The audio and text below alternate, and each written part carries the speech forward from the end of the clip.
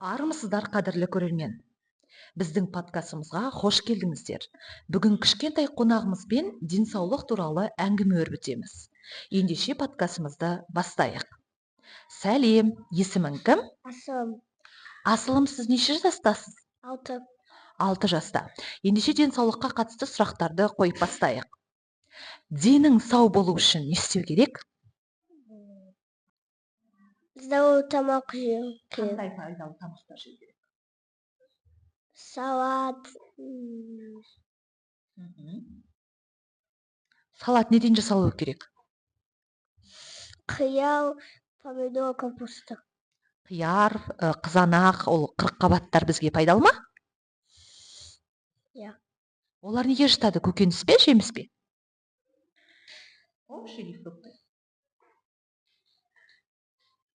Көкөніспе жатады, иә? Өте дұрыс айтасың, Асылым. Деніміздің сау болуы үшін дұрыс тамақтанып, және де спортпен шұғылдану керек, жеткілікті демалу керек екен. Келесі сұрақ. Ең пайдалы тағамдар қандай? Брокколи. Бургер пайдалы ма?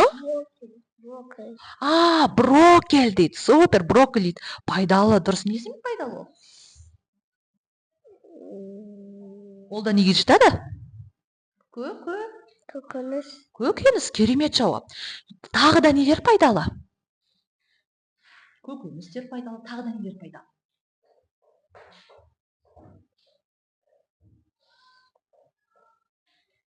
Алма, алмұрт пайдалы ма? Иә. Оларды бір сөзбен не деп атаймыз? Көкөніс. Біздегі брокколи, капуста, қияр, олар көкөністерге жатады. Ал алма, алмұрт, банан, олар неге жатады? Жеміс. Жемістерге. Керемет жауап, Асылым. Жеміс пен көкөністердің көбірек пайдасы бар екен.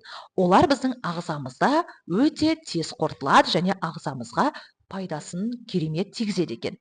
Келесі сұрақ. Спорттың қай түрі ұнайды? Скакалка.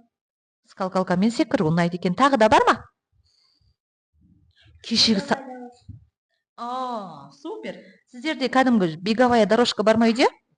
Бірақ саған ұнайды сондай. Тағы да ұнайды ма? Кеше біз доптармен ойнайтын спорттардың түрлерімен таныстық қой. Доптармен қандай спорттың түрі ұнайды?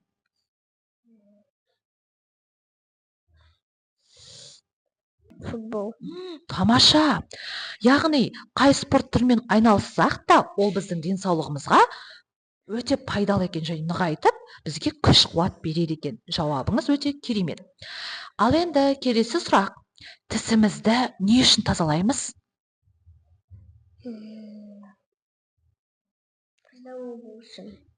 Деніміз сау болу үшін дейді. Тісіңізді сіз қанша уақыт тазалайсыз? Қай уақыттарда тазалайсыз? Түсте ма, таңертең ба, кешке ма?